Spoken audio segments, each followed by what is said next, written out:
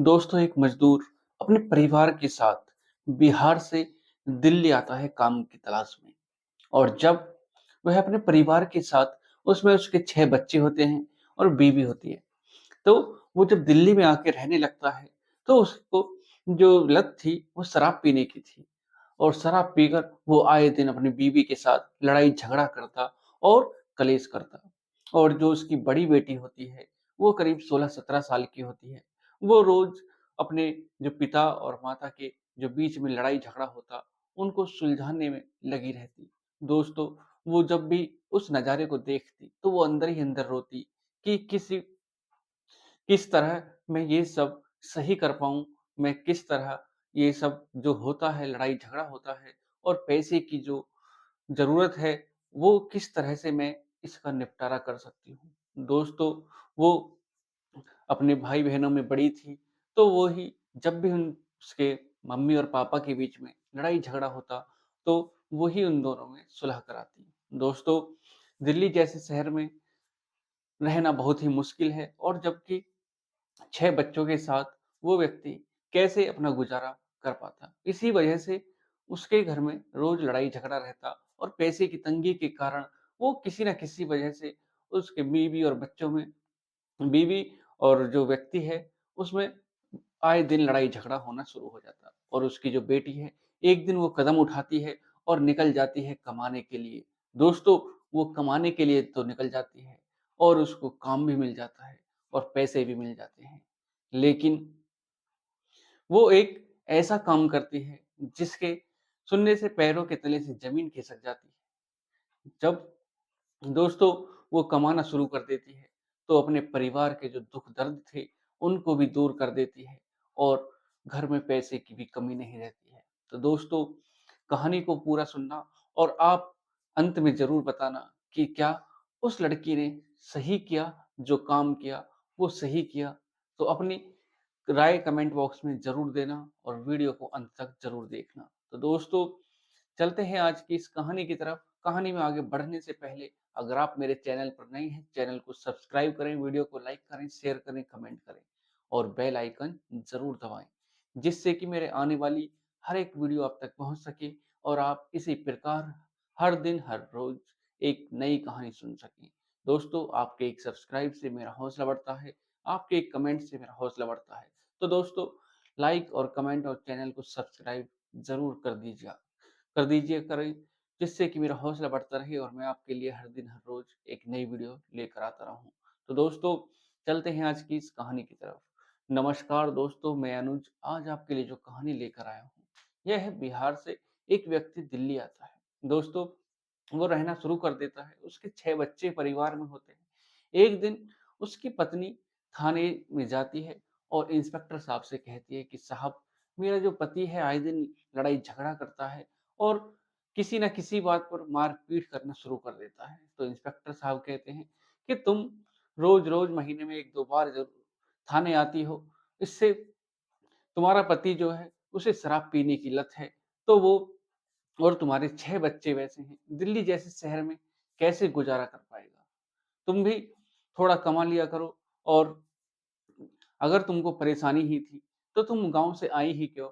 दिल्ली में रहना इतना आसान नहीं है। और जैसे ही वो कहता है, इंस्पेक्टर साहब कहते हैं कि अगर तुम्हें परेशानी ही है, तो तुम भी कमाना स्टार्ट कर दो और जो पैसे की ज़रूरतें हैं, वो भी पूरी हो जाएँगी और तुम्हारा अपना परिवार में तुम भी अपना हाथ बटाना शुरू कर दो।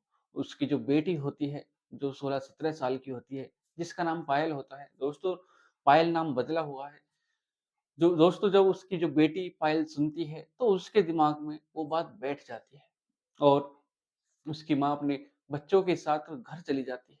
तो वो पायल सोचती है कि क्यों ना मैं कुछ कर सकूँ और मैं अपने परिवार के, अपने माता-पिता का हाथ बटा सकूँ और शायद मैं अपने घर के लिए कुछ कर सकूँ। और जैसे ही वो सोचती है, तो उसके दिमाग में वही सवाल चलते रहते हैं कि ऐसा मैं क्या करूँ, जिससे कि मैं अपने माता-पिता का, बच्चों ब जो मेरे भैया-बहन हैं, इनका हाथ बटा सकूँ, इनको पढ़ा-लिखा सकूँ। दोस्तों, तो एक दिन वो निकल जाती है काम की तलाश में और जब वो काम की तलाश में दुकान पर जाती है कि भाई साहब, मुझे कोई काम मिल जाएगा। ऐसे ही कर कर के वो कई दुकानों पर जाती है और फिर एक घर के पास पहुँचती है और घर पर पहुँचने के बाद वो कहती है कि भाई साहब मुझे कोई काम मिल जाएगा। तो एक व्यक्ति होता है जिसकी उम्र 35 से 40 साल उम्र होती है, जिसका नाम मनीष होता है। वो व्यक्ति कहता है कि क्या काम कर लोगी? तो लड़की कहती है कि जो काम मिल जाएगा मैं वो कर लूँगी। ज़्यादा पढ़ी लिखी तो हूँ नहीं, गाँव से आई हूँ, 8वीं पास हूँ, इससे ज़्यादा मैं पढ़ी नहीं हूँ।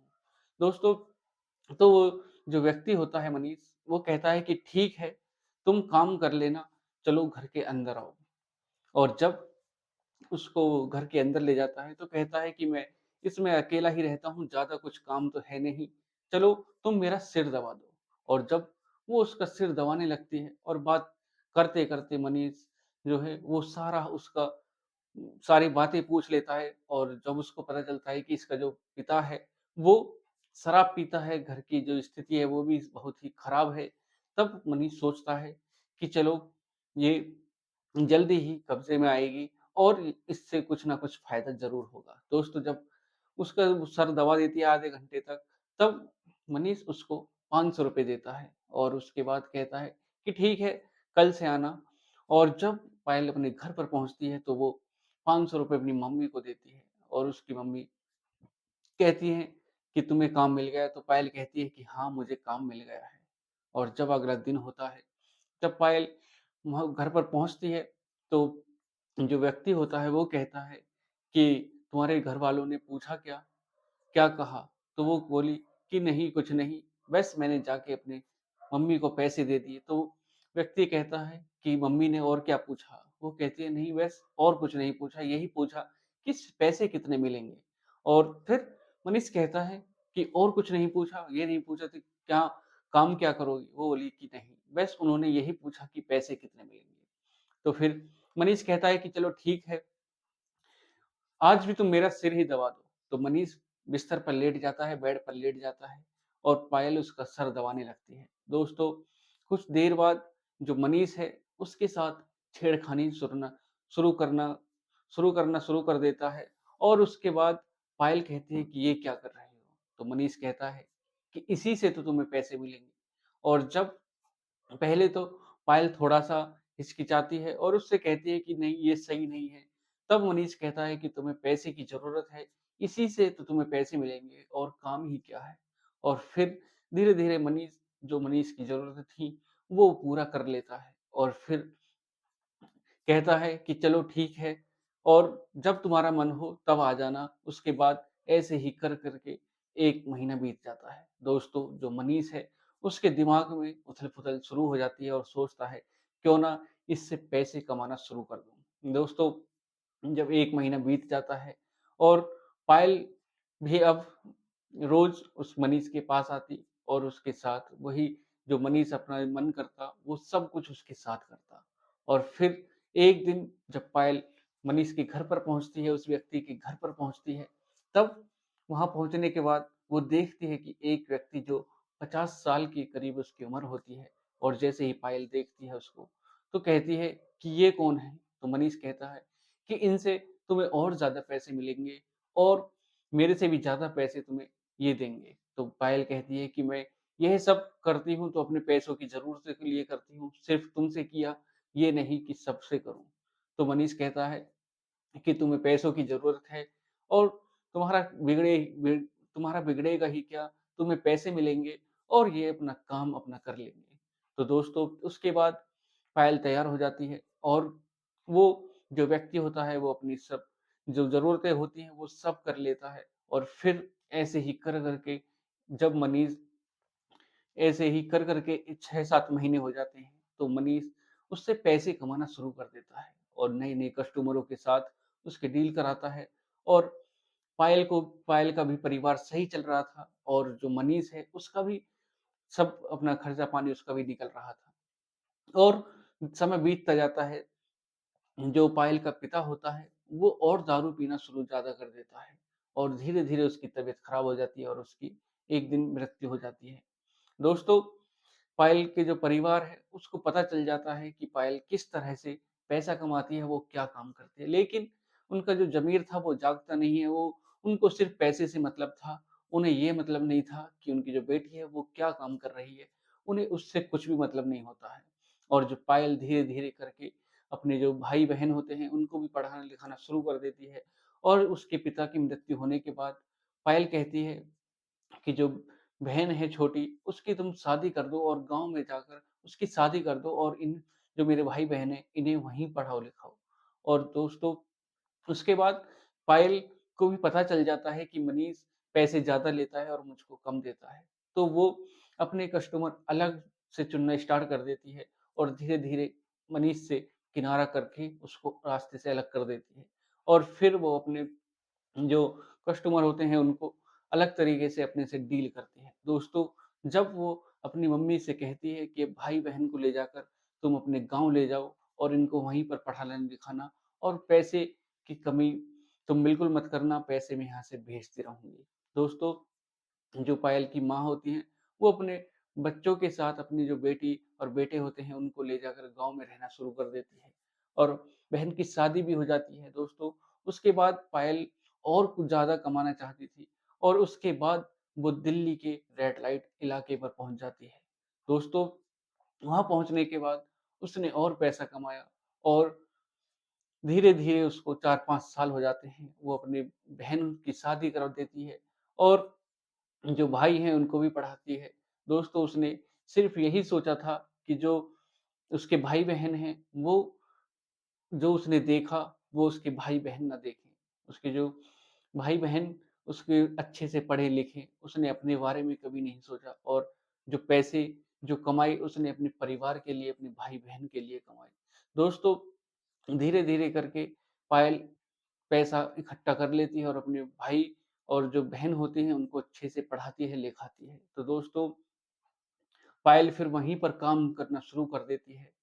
जीबी रोड पर काम करना शुरू कर देती है और फिर धीरे-धीरे उसका भी अपना काम सही चलने लगता है और फिर जो उसके भाई-बहन हैं वो भी अच्छे तरीके से पढ़ना-लिखना शुरू कर देते हैं।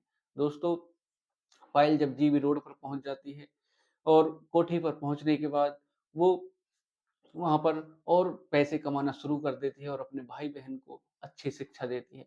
दोस्तों पायल ने अपने बारे में नहीं सोचा, सिर्फ़ उसने अपने भाई-बहन के बारे में सोचा, अपनी माँ के बारे में सोचा कि कैसे मैं अपने परिवार को, अपनी माँ को इस दरिद्रता से दूर करूँ, इस जो उन्होंने मुसीबतें देखी हैं, उनसे दूर करूँ।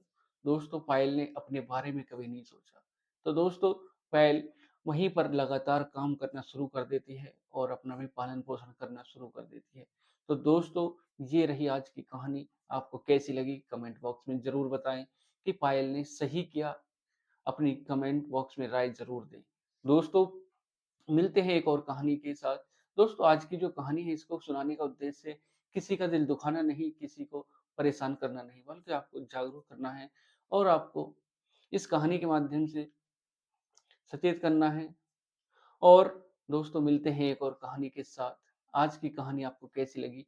कमेंट बॉक्स में ज़रूर बताएँ कि क्या पायल ने सही किया अपने परिवार के लिए जो उसने अपनी जो दरिद्रता देखी, जो गरीबी देखी, उससे निकलने के लिए, उसने अपने भाई-बहन को अच्छी शिक्षा देने के लिए जो कदम उठाया वो सही है या गलत है?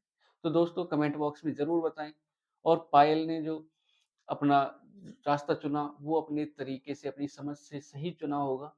तो दोस्तों मिलते हैं एक और कहानी के साथ, आज के लिए सिर्फ़ इतना ही।